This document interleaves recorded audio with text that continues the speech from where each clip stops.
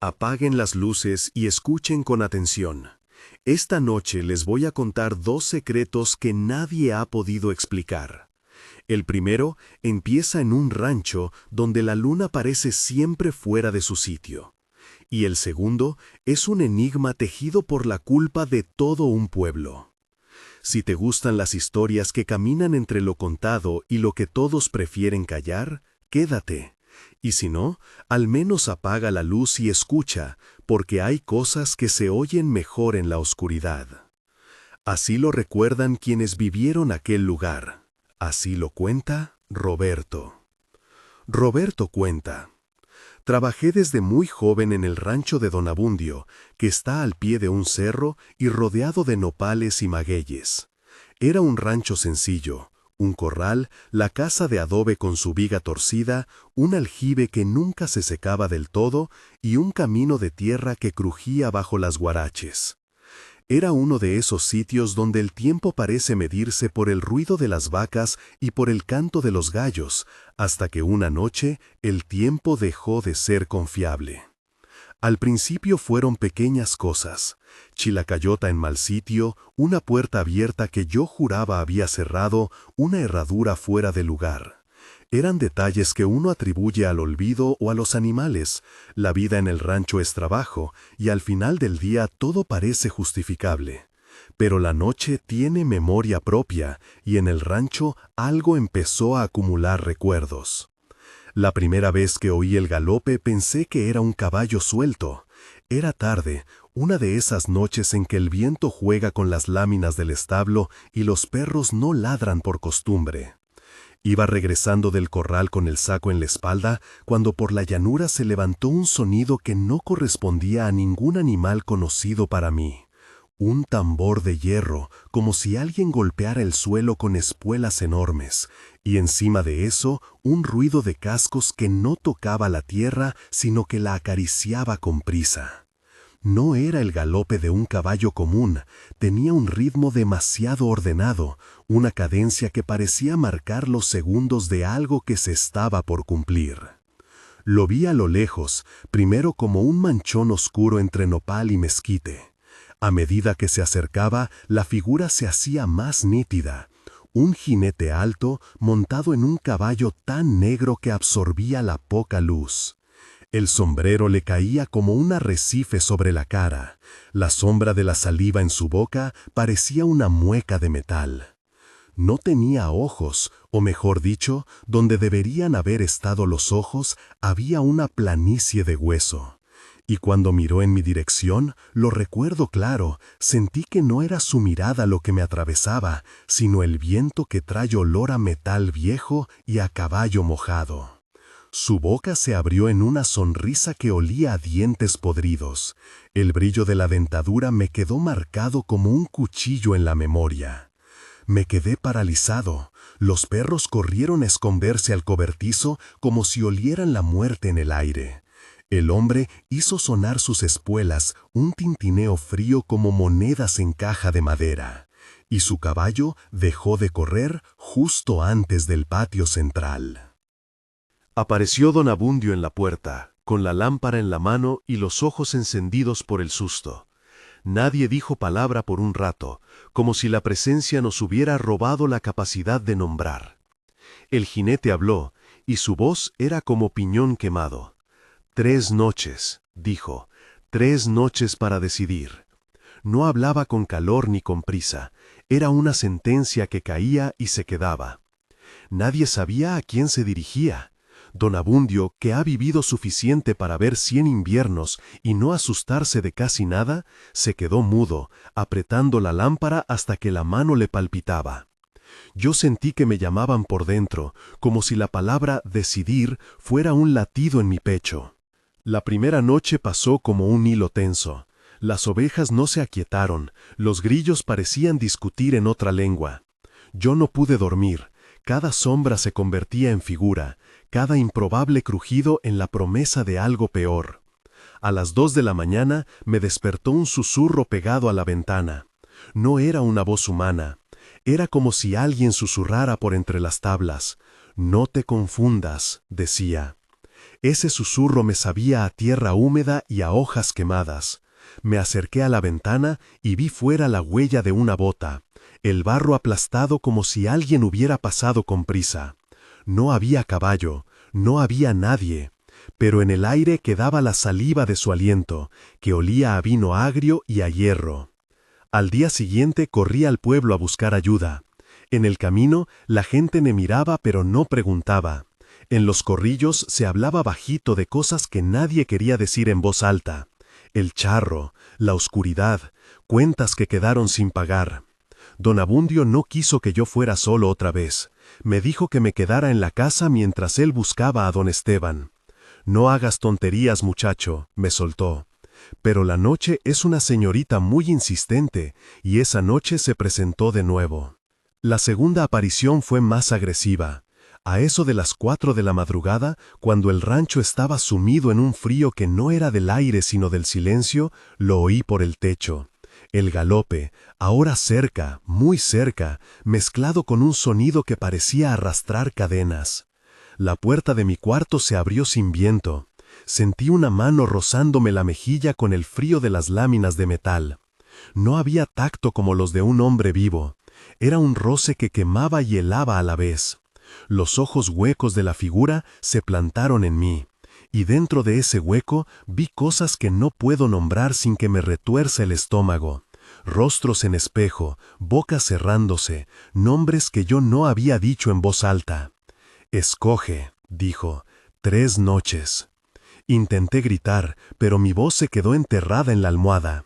No supieron cuándo ocurrió. Lo siguiente que sé es que desperté en el patio, con la camisa hecha trapo y la piel raspada por la tierra. Mi reloj se había parado. Don Abundio me miró con los ojos enrojecidos y me preguntó quién había venido. Solo podía repetir las palabras como si fueran palomas rotas. «El charro», dijo 3 noches. Me llevaron al médico del pueblo porque el aljibe de sueño me dejó tan pálido que parecía un muerto. No hubo hueso roto ni marca que explicara mi desmayo, solo un cansancio que atravesaba más allá de la carne, como si me hubieran vaciado de algo que no supieron nombrar. Pero fue la tercera noche la que cruzó una línea que ninguno de nosotros había imaginado posible. Lo recuerdo como una sucesión de imágenes entrecortadas.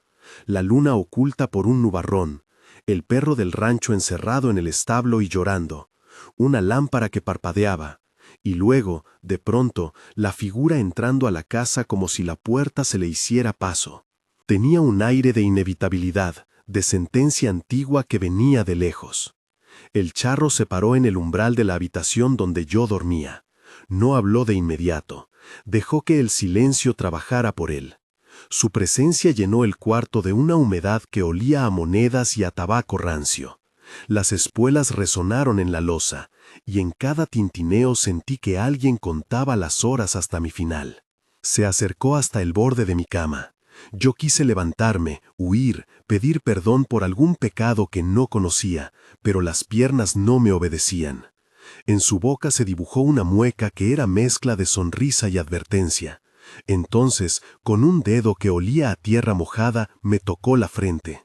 No fue un tocamiento como el de alguien vivo, fue un reconocimiento, una firma que dejaba una marca invisible bajo la piel. Sentí cómo se me vaciaba la cabeza, cómo se volvían los pensamientos líquidos y se escurrían fuera de mí. La habitación giró y todo se fue a negro. Desperté fuera de la casa, otra vez, pero esta vez en el patio, a la luz mortecina del amanecer. La gente me miraba con ojos como ventanas rotas. Don Abundio estaba ahí, a un lado, con las manos llenas de tierra, como si hubiera pasado la noche entera cavando sin decir nada. «Te encontramos en el patio», me dijo, tirado, como si te hubieran sacado de tu cuerpo y lo hubieran dejado en la tierra. No pude explicar nada. Tenía en la piel una línea fría que cruzaba la frente, y cuando pasé la lengua la sentí como si fuera harina pegada. Me llevaron a la clínica, dijeron que fue un desmayo, convulsión, lo que quisieran. Nadie quiso pronunciar la palabra que pesaba sobre nosotros, espectro. Con el tiempo las noches continuaron, pero ya no era solo el rancho. Lo que empezó como apariciones puntuales se volvió una persecución que se alargó por años. A veces lo veía en sueños, a veces el sonido de las espuelas me seguía cuando caminaba por la ciudad. El charro no se conformó con venir solo al rancho, apareció donde menos lo esperaba, en estaciones de autobús, en el reflejo oscuro de una ventana, en la memoria de un amigo que juraba que lo vio pasar por la carretera.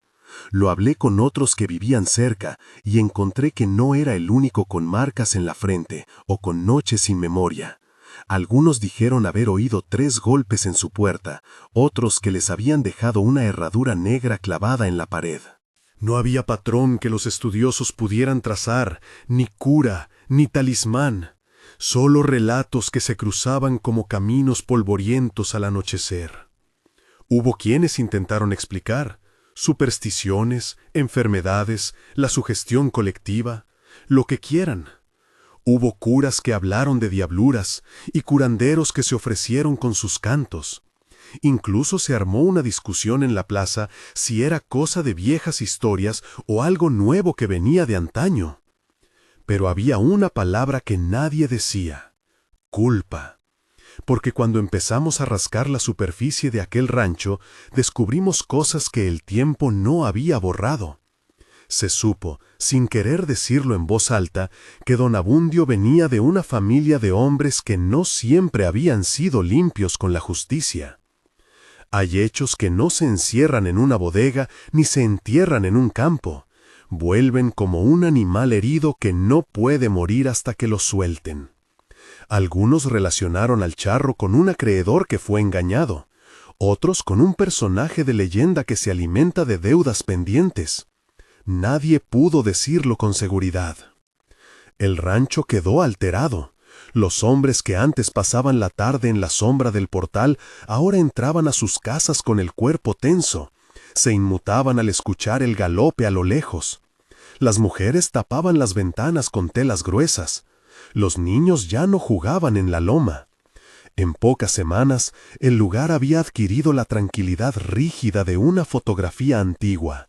La vida, sí, pero esa que mira de costado, sabiendo que cualquier movimiento puede despertar algo. Mis noches se volvieron largas, pobladas de susurros y de silencio rugiente. No pude dormir en paz por años. Incluso cuando me fui del rancho, el fantasma de su aliento me encontró en mi nueva casa. Me mudé a la ciudad pensando que la distancia era una salvación.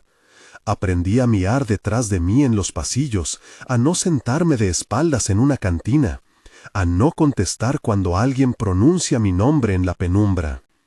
Pero hay una cosa que la ciudad no borró: la imagen de la figura en el umbral, la palabra 3 noches que me suena como un reloj que marca no el tiempo, sino la cuenta de una tabla que alguien aún no termina. Con el paso de los años, la historia se hizo larga. Se hablaba de que el charro eligió a otros, que dejó una estela de personas con la misma marca en la frente, de gente que desapareció sin dejar rastro. Hubo quienes intentaron seguir el rastro, herraduras que aparecen y desaparecen, serruchos de metal en la tierra. Otros, más cautos, prefirieron callar por miedo a que la sola palabra llamara nuevamente a la sombra. Yo juré que si volvía a verlo, trataría de enfrentarme. En mi orgullo de hombre que piensa controlar su destino, me dije que no sería otra víctima más. No pude. No se puede combatir lo que no habita en un cuerpo concreto. 15 años después de la primera noche, aún sentía la respiración de aquel jinete sobre mi nuca.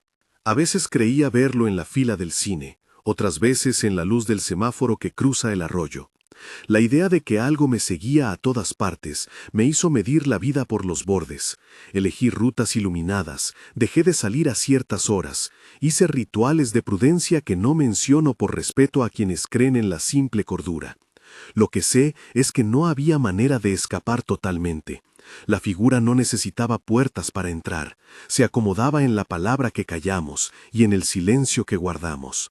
No todas las noches eran iguales. Algunas eran apenas una brisa en la cara, un susurro sin palabra.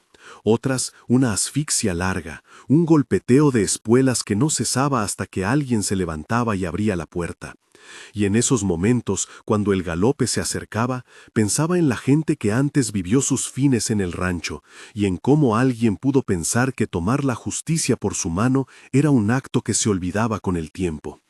Porque hay cosas que no se borran con años, vuelven en formas distintas, en un jinete sin ojos, en una señora que aparece en la orilla del pueblo, en la herradura clavada donde pasó un asesinato. Hubo noches en que por desesperación fui a los lugares donde se decía se le había visto. En una de esas salidas terminé en una loma donde las sombras dibujaban cruces inacabadas. El viento me trajo palabras como si fueran hojas frías. Oí a lo lejos un quejido que podría haber sido un caballo o un hombre, y al mirar hacia el valle pensé que la silueta se levantaba para marcharse, pero no para mí. A veces lo escuchaba reír, otras como un murmullo que pedía cuentas. Arregla lo que rompiste, parecía decir. Se intentó, con torpeza y miedo, hallar una explicación racional. Algunos creyeron que era una leyenda que se alimenta de la leyenda misma. Se cuenta una vez, se cuenta otra, y el miedo hace el resto. Otros, más prácticos, creyeron en la necesidad de exhumar secretos enterrados para poner fin a la cadena. Pero aquí viene el enigma. Antes de que alguien pudiera aclarar, antes de que las autoridades pusieran manos firmes o que los curadores hicieran su ceremonia, la figura ya había dejado su huella en quienes debían hablar. Los que sabían demasiado empezaron a morir con el rostro sin expresión o a quedar mudos por el terror. Algunos se mudaron, otros cometieron locuras. Nadie ofreció una explicación satisfactoria. Nadie, hasta ahora, ha dicho una verdad que haga que las espuelas callen. Recuerdo una noche particularmente clara, cuando la luna estaba como una moneda suspendida. Un viejo del pueblo, don Julián, que había visto la guerra y las sequías, vino al rancho con una caja de herramientas y una expresión que mezclaba culpa y cansancio. Roberto, me dijo, hay cosas que se hicieron aquí que no volverán a ser buenas solo porque uno lo diga. Quería ayudar, pero sus ojos tenían la honestidad sombría de quien sabe que no podrá reparar el pasado con un gesto. Tal vez lo que pide no sea castigo, añadió, sino que le digamos su nombre. Pero, ¿qué nombre? No conozco nombre humano que pueda curar la agravio que nosotros tenemos, el de un linchamiento, de un grito ahogado, de la justicia que no llegó a tiempo. El rancho, poco a poco, fue perdiendo inquilinos. Don Abundio vendió tierras. Algunos arrendatarios se fueron a buscar la calma en otros lugares. Las casitas quedaron con puertas que se cerraban temprano. El aljibe, que antes cantaba, ahora parecía contener algo que no quería salir. La vida cotidiana se volvió una coreografía de miradas y de preguntas que nadie se atrevía a formular. ¿Quién o qué decidió que hubiera 3 noches? ¿Y por qué a mí? ¿Por qué la figura se aparece solo en lugares donde la gente ha hecho cosas que no confesó? ¿Por qué el sonido de las espuelas nos dejó una marca que se volvió leyenda? Cuando me fui al fin, lo hice por miedo y por un deseo de olvidar. Pensé que la ciudad, con su ruido y su indiferencia, me ayudaría a enterrar la memoria. No fue así. A veces crees que huir es un acto de valentía. Otras descubres que huir es solo cambiar el escenario donde te persiguen los recuerdos. Vi al charro otra vez años después, cruzando un puente mal alumbrado. No dijo palabra. Solo dejó caer una herradura en la orilla del cauce, y el agua se la tragó como si el río supiera que no debía devolverla. Ahora, al contar esto, trato de ser cauteloso con las palabras.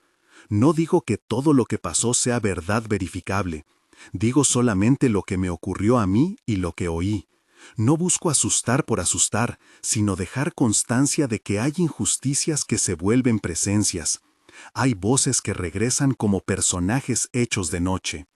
Y como me dijo una vez una vecina, las cosas que no se dicen en la luz vuelven en la sombra.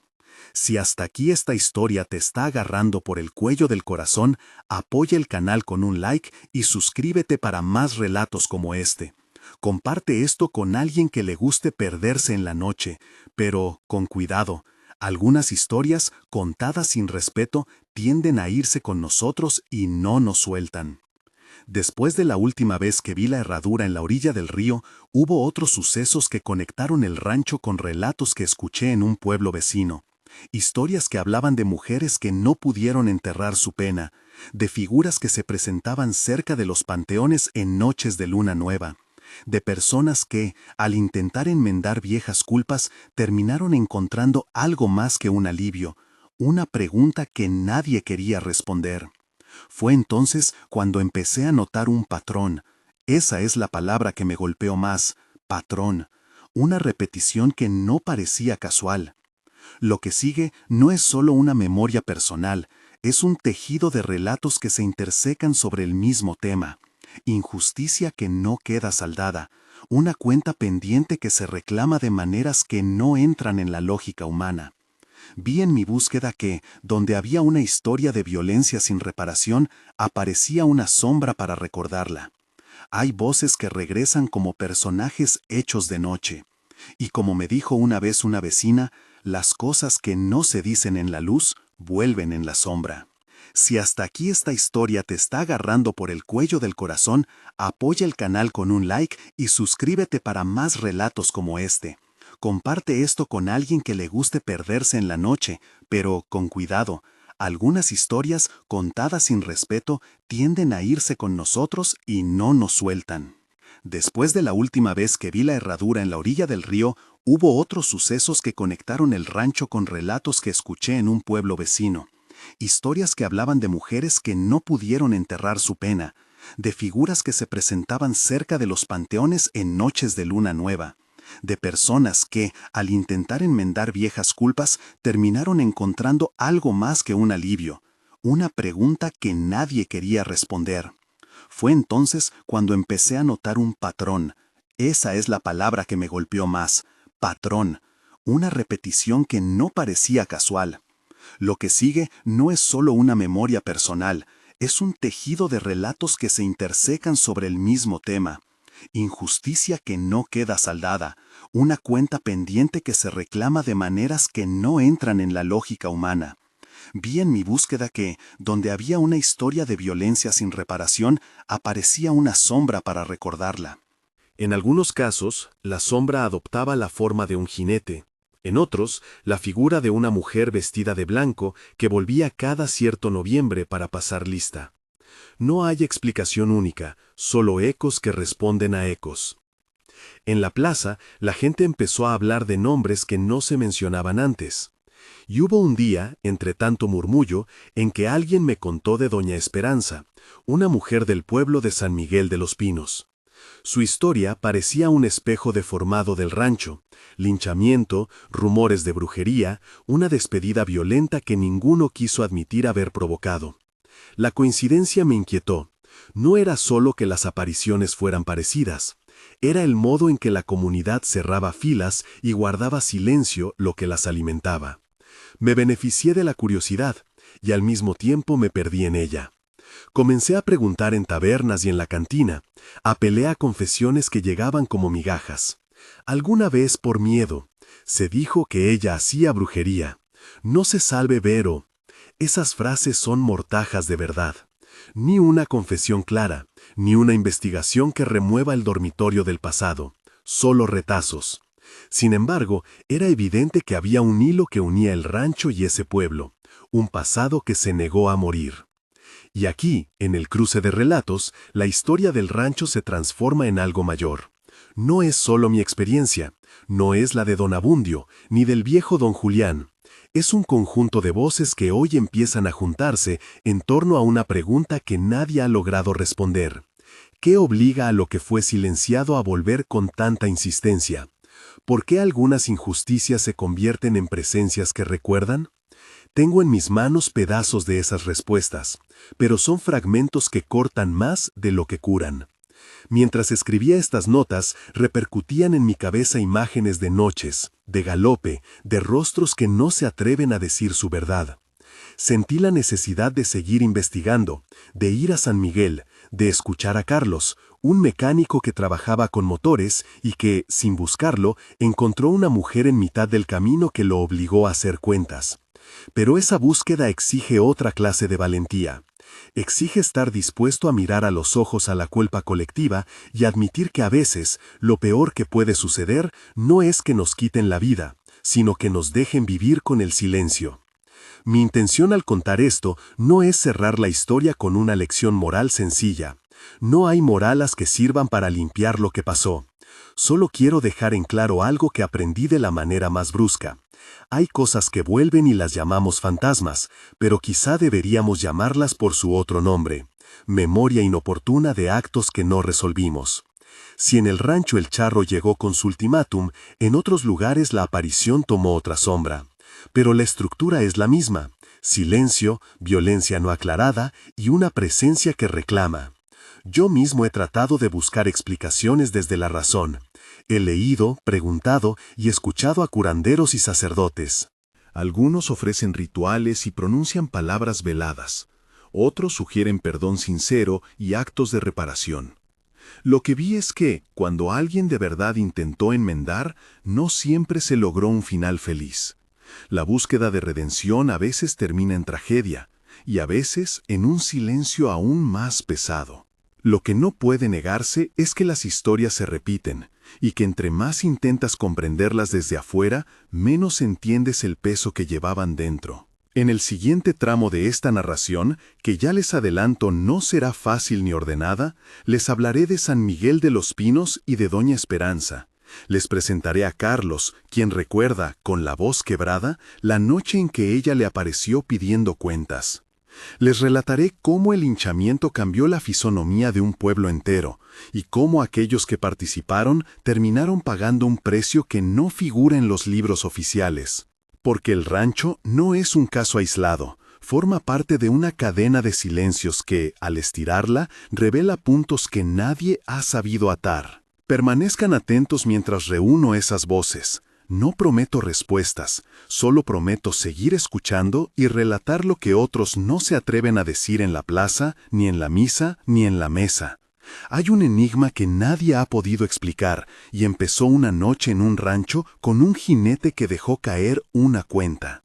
3 noches. Carlos recuerda: trabajo de mecánico sí, pero antes de las herramientas tenía el oído afinado a los ruidos del pueblo.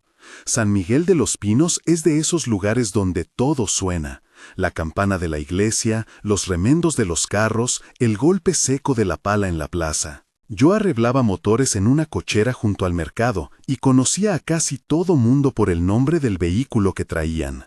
Doña Esperanza era de las pocas personas que pasaba sin traer carro y sin pedir nada. Iba a la iglesia, barría la acera con una escoba que tenía el mango gastado y vendía tortillas a media mañana. Tenía manos ásperas y una risa breve que solía confundirse con el viento. Los rumores no la dejaron en paz. La gente del pueblo, que a veces confunde la soledad con cosas peores, empezó a murmurarlo todo: que su casa olía a hierbas, que en otoño recogía hierbas al borde del arroyo, que las gallinas de algunos vecinos pusieron huevos negros la misma noche en que ella pasó. Esas historias crecieron como hongos. No necesito repetir lo que se decía. Lo importante es que el rumor encontró combustible en la desconfianza. Cuando algo o alguien no entra en la medida que la comunidad espera, lo demás suele llenar el hueco con historias. Lo que me contó a mí la gente fue esto: una madrecita cuyo hijo tuvo una fiebre rara un domingo dijo que había visto a Doña Esperanza merodeando y que había murmurado una palabra que parecía una maldición. Otro en la cantina añadió que le había hecho una señal cuando pasó frente a su puesto y que desde entonces no podía dormir.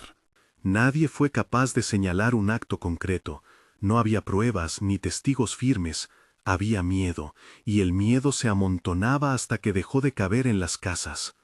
La tensión fue subiendo, hasta que la noche que cambió todo no fue otra que la de una tormenta que olía a tierra caliente. Corrían rumores de enfermedades, de pérdidas inexplicables, como si el pueblo hubiera empezado a inventarse desgracias para justificar su necesidad de un chivo expiatorio. Un grupo de vecinos, con rostros tensos y manos temblorosas, fue a la casa de doña Esperanza. Yo no había ido, en ese entonces no era valiente ni cobarde, era un hombre que prefería la sombra. Supe de lo que pasó por quienes no podían callar lo que ya estaba dicho en la plaza. La sacaron a empujones, la insultaron, le exigieron explicaciones que ella no podía dar. La violencia fue fruto de la furia y del cansancio colectivo, no de un crimen meditado. La lincharon con manos que antes habían sido las mismas que la saludaban en la iglesia. No describo detalles sangrientos porque no es mi intención convertir aquello en espectáculo. Lo que ocurrió es suficiente para entender que la comunidad cometió un exceso del que después no supo cómo hacerse cargo. La sacaron del pueblo al filo del amanecer y la enterraron en un descampado mal señalado, como si con eso se pudiera cerrar una página escrita de prisa y furia. Se colocó tierra sobre su cuerpo como quien oculta un error con una manta vieja. El hueco quedó sin nombre, sin piedra, sin la ceremonia que consuela. Y aquí está lo que nadie quiere repetir. Los actos que se hacen en la oscuridad y sin testigos suelen no solo marcar a la víctima, marcan a quien los comete y a quien mira y no interviene. La primera aparición de doña Esperanza sucedió, según cuentan, la primera vez que llegó noviembre después del entierro. Fue una noche húmeda, el aire pesado y con olor a leña mojada. Una vecina que pasaba junto al panteón dijo que la vio, en la orilla del camino, vestida de blanco, como si la ropa de su entierro se hubiera quedado para reclamar algo. No era una presencia estridente, al principio era más bien un rumor de vestido que se movía con el viento.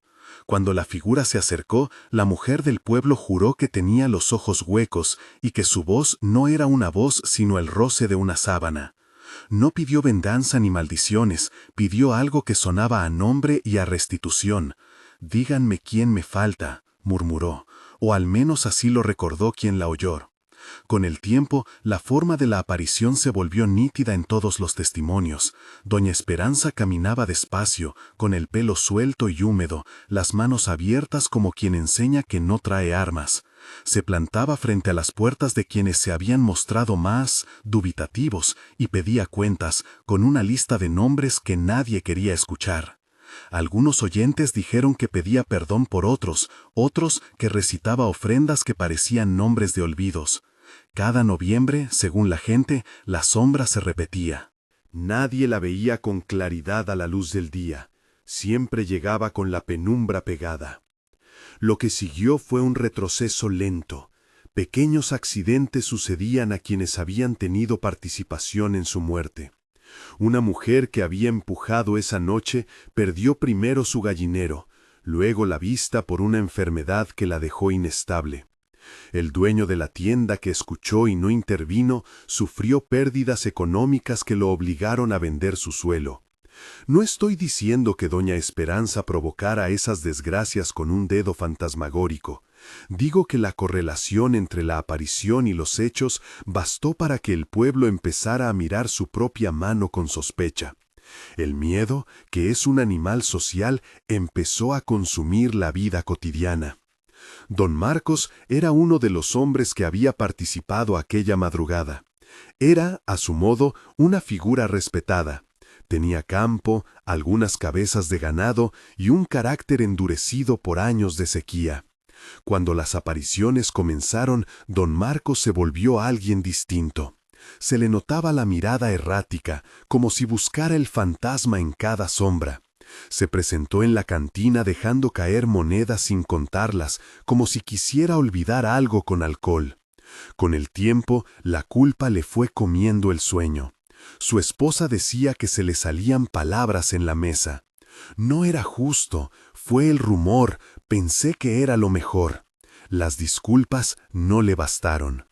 Un día, don Marcos decidió que la reparación debía ser física. Quería encontrar el lugar donde habían enterrado a doña Esperanza y darle una sepultura con nombre y con una cruz. Caminó al descampado con una pala, 2 vecinos y una voluntad hecha de remordimiento. La idea de desenterrar para reparar tiene algo de lógico y algo de simbólico. El cuerpo que no fue nombrado debía recibir su nombre para que la comunidad pudiera volver a mirarse al espejo sin miedo. Sin embargo, lo que encontraron no fue un acto simple de justicia. La fosa estaba allí donde la habían dejado, aunque la tierra había sido cubierta por hierba y olvido. Al remover el suelo, los hombres sintieron una humedad inusual, un olor a humedad de cosas que no se dijeron. Quien los acompañó, un joven que había sido silencioso hasta entonces, aseguró que una forma se paró junto a los que cavaban, que la vio en la distancia con la misma ropa blanca y que la tierra no dejaba de temblar. Don Marcos cayó enfermo a los días. Dicen que le entró una fiebre que no fue fiebre común. Su semblante se fue apagando hasta que, una madrugada, lo encontraron sentado en el borde de su cama con la pala recargada en la pared, los ojos fijos en un punto que nadie supo comprender. No había signos de violencia externa, pero su rostro parecía haber recibido una noticia tan vieja como la tierra. Murió sin pronunciar la reparación que tanto había buscado. La muerte de don Marcos fue la primera que nadie pudo explicar sin rectores del temor. Algunos dijeron que la culpa lo había matado. Otros, menos inclinados a ponerse en lo sobrenatural, culparon a enfermedades sin relación con los hechos. Lo cierto es que su muerte dejó un hueco en la plaza y una puerta sin dueño. El pánico, que ya era un invitado, comenzó a meter sus manos en todo. Las familias que habían participado en aquel linchamiento se fueron, vendieron sus casas y se mudaron a la ciudad. Las tiendas cerraron, el templo dejó de tocar la campana con regularidad, las luces tempranas se convirtieron en la norma y la vida cotidiana fue perdiendo ese ritmo que mantiene a los pueblos juntos. San Miguel de los Pinos empezó a vaciarse. Carlos recuerda: yo vi a doña Esperanza una noche en que regresaba a medianoche después de cerrar la cochera. Estacioné el carro, apagué la luz y la radio y en el silencio sentí un soplo frío que giró alrededor del vehículo. Había alguien junto a la carretera, a la luz amarilla de una farola débil. Al principio pensé que era una vecina que venía tarde. Después, cuando la figura se acercó y vi la tela blanca moverse con el viento, supe que no era de carne común. Tenía los ojos como huecos, como ventanas sin vidrio, y la mirada se posó en mí, pero no me halló. Miró más allá, a un punto detrás de mi hombro, y dijo mi nombre con la voz de quien lee una lista en misa: Carlos. No es que la conociera de niño, es que la aparecida sabía los nombres y los pronunciaba como si fueran cuentas que tenía que pasar. No voy a decir que corrí, me quedé ahí, con las manos pegadas al volante, con la respiración haciendo ruidos que no sabía controlar. Ella no pidió que le trajeran flores, ni juró venganza. Hizo una pregunta que me rompió. ¿Quién dijo mi nombre para que me callaran? No era un reclamo al pueblo entero, era una enunciación que atravesaba a cada persona presente. Le pedí perdón con la cabeza, con la palabra y con el cuerpo. Le dije que no sabía, que si lo supiera lo diría, que no había participado. Estaba mintiendo. Mucha gente no participó, pero la culpa de mirar es otra de las culpas. Ella se quedó un rato, se acercó al carro lo suficiente para que su aliento se pegara al vidrio y dejó sobre el capo una huella húmeda que olía a flores viejas. Cuando me alejé, su figura se escurrió entre las sombras y la carretera pareció tragarla como quien no quiere sacar una piedra del zapato.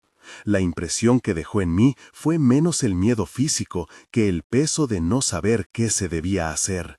En el pueblo hubo quien intentó justificar que aquello era una historia que se alimentaba sola, que la culpa se figuraba en rostros. Hubo otros que, como yo, sentían que había una deuda pendiente que no se pagaba con disculpas a la ligera. Intenté hablar con los que se quedaron, con la esposa de don Marcos, con quien había movido la pala, con gente que aún vivía con el rumor clavado en la garganta. Cada conversación te daba retales. Una voz temblorosa que decía: fue el miedo. Otra que afirmaba: ella hacía cosas, con la incertidumbre propia de quien no quiere mirar atrás. Lo que a mí me asustó no fue la figura, sino la sensación de que en San Miguel se había cultivado un silencio que ahora se regaba como si fuera una maleza. Con el tiempo, el pueblo llegó a quedar en lo que llaman un lugar entre. No era del todo pueblo, ni era ya un pueblo vivo. Casas con las puertas abiertas que crujían en el viento, juguetes polvorientos en la puerta de una casa que alguna vez tuvo risas, voces que se oyen en verano como si fueran ecos. Quienes se quedaron organizaron turnos de vigilancia en algunas noches de noviembre, prendiendo veladoras y esperando que la figura no apareciera. Otros optaron por ignorar la fecha y hacer de cuenta que todo eso eran cuentos para asustar niños. Y en el medio, la presencia continúa su curso. Hay un punto que une la historia del rancho con la de San Miguel, la forma en que la comunidad decide callar o cubrir una culpa. En el rancho, la respuesta fue la figura del charro y su ultimátum. En San Miguel, la respuesta fue la mujer vestida de blanco que pide nombres. En ambos casos, la sombra no es tanto la cosa que vemos como la consecuencia de un silencio. Lo que me dio más escalofrío fue encontrar patrones, la insistencia en los mismos motivos, el sonido de los cascos o las espuelas, la cita de nombres, la repetición anual y la devastación social que siguió a la aparición. Los dos lugares tenían un mismo hueco. Se había querido enterrar sin nombrar, y aquello no se quedó callado. Intenté llevar la conversación más allá del rumor. Hablé con un cura del pueblo vecino, con una mujer que había sido partera y con un anciano que recordaba la forma de hablar de su madre. Cada uno tenía una palabra distinta: redención, memoria, justicia. Ninguno me dio una respuesta que cerrara la caja. Lo más que obtuve fue un consejo en tono suave. Si vas a intentar enmendar algo, hazlo con verdad y con calma. La prisa solo atrae otra prisa. No sé si la prisa para reparar fue lo que mató a don Marcos o si fue la vergüenza la que lo consumió. Lo que sí sé es que el intento práctico de arreglar un agravio no siempre es posible cuando la sociedad está fracturada por miedo. En un intento desesperado por entender, fui a buscar la tumba, no la fosa improvisada, sino el lugar donde, según decían, había sido movida. No la encontré con facilidad. Las marcas se habían borrado con lluvia y con la mala memoria. En el lugar donde algunos creían que la habían enterrado, el aire tenía un peso, como si la tierra misma recordara lo que había. Cavé, no por espectáculos, sino por esa necesidad humana de nombrar los errores para ver si se pueden remediar. No encontré nada que me diera una señal clara. Encontré una tierra húmeda y raíces cortadas. Cuando volví a mi casa, esa noche soñé con manos que sacaban cosas del vientre de la tierra y con una mujer que me llamaba por nombres que no eran míos. El resultado final fue simple y cruel. La comunidad se quebró. Los que se fueron no volvieron. Los que quedaron perdieron la costumbre de conversar. En vez de contar las historias, las personas empezaron a remendar su vida con excusas y vecinos que ya no prestaban la sal. San Miguel se transformó en un guión de ausencias, y la aparición, sea lo que fuese, siguió manifestándose cada año, como quien viene a tomar lista. Hay episodios que la gente cuenta en voz baja y que no quisiera reproducir sin más. Uno de ellos, y que a mí me heló la sangre, fue cuando un grupo de jóvenes, en su terquedad, intentó filmar a la aparición con una cámara prestada. Se encontraron con que el rollo quedó quemado, o que la grabación parecía mostrar una silueta que, cuando la vieron en el proyector, se desvanecía en un ruido blanco. No voy a afirmar que la técnica pueda demostrar lo antiguo. Sí afirmo que el encuentro con ese ruido deja una sensación incapacitante, ver algo que no puedes retener. Es como si el recuerdo se negara a hacerse imagen. Volviendo al paralelo con el rancho, en ambos casos la tentación de registrar, de agarrar pruebas, fracasó. Las huellas se borraron, las grabaciones se dañaron, los testigos murieron o se marcharon. Y el único patrón persistente fue la narrativa oral, la historia que se repite en las mesas, en las misas de año, en las mañanas cuando el viento aún no ha levantado polvo. Es en esa repetición donde el enigma se enreda. No es la prueba física lo que sostiene el fenómeno, sino la memoria colectiva y la culpa latente. Lo que nadie aún ha podido explicar no es la forma del fantasma, sino por qué la memoria, cuando se niega a ser hablada, toma forma y exige respuesta. Hubo quien intentó otra vía, hablar con las familias y proponer actos de reparación pública, ceremonias que nombraran lo que habían ocultado. La respuesta fue variada. Algunos se negaron por orgullo, otros lo vieron como una oportunidad para lavar su imagen sin verdadera contrición. La reparación, si se la mira con honestidad, es un trabajo de tiempo, de acciones pequeñas y concretas que recomponen la confianza. San Miguel no tuvo paciencia ni unidad para ese trabajo. Su tejido social estaba rasgado. Y es allí donde nace una explicación parcial. No es solo la persona que murió la que exige algo. Es la comunidad la que debe decidir si quiere permanecer como tal o desaparecer bajo el peso de lo que no dice. La historia de Doña Esperanza, contada por Carlos, tiene finales que no son de novela. Demasiadas calles sin vecinos, demasiadas puertas cerradas, demasiadas noches en que la campana de la iglesia suena sola. Y sin embargo, en algunos minutos frágiles hay quien afirma que las cosas se pueden cambiar. Un par de familias volvieron años después con la intención de poner una placa en el lugar donde se cree estuvo enterrada. Querían escribir: «Aquí yace Doña Esperanza, perdón por lo que hicieron». Lo intentaron de corazón. Pusieron la placa, hicieron una pequeña ceremonia, leyeron nombres en voz alta. Algunas noches, los que todavía se atreven a visitar juran que la figura se acercó, que se detuvo frente a la placa y que un viento pequeño levantó las hojas secas como en señal de permiso. Otros dijeron que no notaron nada. Lo que ocurrió fue, en el mejor de los sentidos, ambiguo. Hubo un alivio momentáneo, pero la herida profunda siguió ahí. Al final, el enigma que une el rancho y el pueblo no es tanto la manifestación visible, como la razón por la que aparece. Lo que queda claro, para mí y para quienes escuché, es que existe una relación entre la injusticia no resuelta y la persistencia de estas presencias. En ambas historias, la muerte de una persona que no recibió justicia se transformó en una figura que pide cuentas. No es necesario afirmar que la sombra devuelva un daño de forma literal. A veces el regreso es un eco social que destruye la vida comunitaria. A veces es una especie de memoria que obliga a mirar. Volviendo a mí, tengo cicatrices que no se ven, noches en vela, el impulso de mirar hacia atrás en cada calle empedrada, la sensación de que una presencia puede posarse en la parte más simple de mi vida, como en una estación de autobús o en el reflejo de una vitrina. He aprendido que algunos secretos no mueren porque son un tejido que otros vuelven a coser con cada silencio. La enseñanza, si se puede llamar así, es que hablar, nombrar y, sobre todo, reparar desde actos reales, no solo con palabras, es lo que tiende a cortar la cadena. Pero incluso eso no garantiza que las espuelas dejen de sonar. El presentador retoma la voz. 2 historias, 2 lugares distintos, una misma insistencia, la injusticia no resuelta que retorna y que nadie ha sabido explicar del todo. ¿Qué queda por hacer cuando la memoria se transforma en algo que amenaza la vida cotidiana? ¿Cómo dignificar a quien fue callada sin convertir todo en espectáculo? No traigo respuestas cerradas, traigo preguntas que, si ustedes las ven desde su propia realidad, pueden provocar conversación. ¿Has escuchado algo semejante en algún pueblo? ¿Tu familia guarda un secreto que nunca se dijo en voz alta?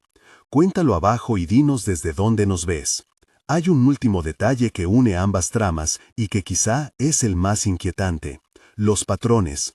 No es casual que en varios de estos casos la aparición adopte una figura reconocible, un jinete, una mujer de blanco. Quizá la forma no importa tanto como el mensaje. Son figuras que la memoria colectiva puede comprender. Es más fácil contarle a otros sobre un jinete que sobre una sensación. Estas figuras hacen comprensible el castigo y a la vez lo convierten en leyenda. La leyenda, por su parte, se reproduce y mantiene el miedo. Y el miedo, como vimos, es la materia prima que el silencio necesita para perpetuarse. Antes de cerrar, quiero subrayar algo. Al hablar de linchamientos, de culpas y de apariciones, lo hacemos con una distancia necesaria. No glorificamos el daño ni tratamos de convertir a las víctimas en objetos de fascinación.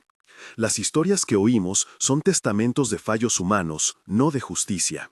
Si hay una lección, es que las comunidades que no enfrentan sus errores a tiempo suelen pagar un precio alto en la forma de pérdida de vida social, miedo y a veces tragedia.